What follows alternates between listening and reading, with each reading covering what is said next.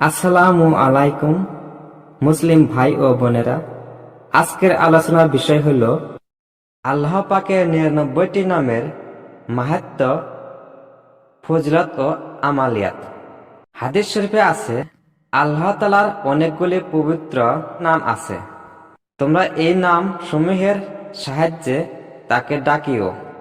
অপর একটি হাদিসে আছে, আল্লাহ তাআলার এক কম ১০০ অর্থাৎ ৯৯টি নাম আছে।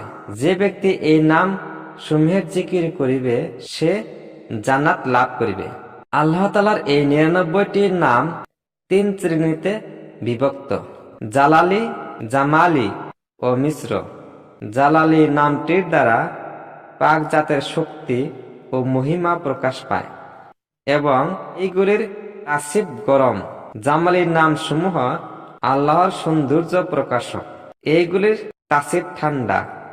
আর মিশ্র নামগুলি হইতে আল্লাহর জালাল ও জামাল উভয়টাই প্রকাশ পায়।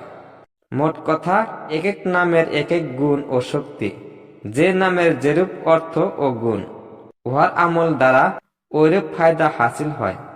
আবার দুই বা ততোধিক নাম যুক্ত ভাবে আমল করলে অন্যরকম ফজিলত ও ফায়দা হাসিল করা যায়। এই নাম সমূহের পূর্বে আল বসে পড়া যায়, তবে আহ্বান বদক অব্বা ইয়া বসে জিকির করা উত্তম। যেমন ইয়া আল্লাহ, ইয়া রাহমানু, তাহাতে অধিক ইজ্জত ও বরকত পাওয়া যায়। এখন আপনাদের সম্মুখে আল্লাহর ৯৯টি নাম ও উহাদের খাসিয়াত আলাদা আলাদা ভাবে বর্ণনা করা হইল। ইয়া আল্লাহ ইসমে জাত নাম।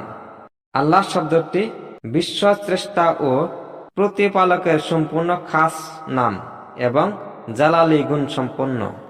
হযরত বায়েজিদ বুস্তামি রাহমাতুল্লাহ বলেন, ৪০ দিন পর্যন্ত প্রত্যেক ৪৫৫৬ বার এই পবিত্র নামটির জিকির করলে মনের সকল বাসনা পূর্ণ হয়।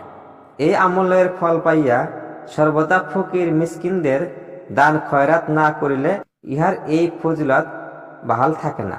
প্রত্যেক ১০০০ বার করিয়া এই নামের জিকির করিলে ঈমান মজবুত হয় ও যাবতীয় ওয়াসা দূর হয়। শুক্রবার দিন জুমআর নামাজের পূর্বে পাকসাফ হইয়া নির্জনে ২০০ বার এই নামের জিকির করিলে যে কোনো কঠিন সমস্যার সমাধান হয়।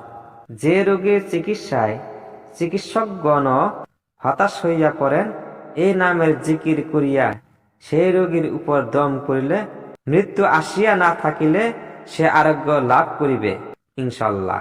প্রত্যেক পাক পাত্রে ৬৬ বার এই নাম লিখিয়া ধুইয়া সেই পানি কোন রোগীর বা জিনভূতে ধরা লোককে পান করাইলে আরোগ্য লাভ হইবে। বাকি অংশ পরের ভিডিওতে পাবেন। ধন্যবাদ।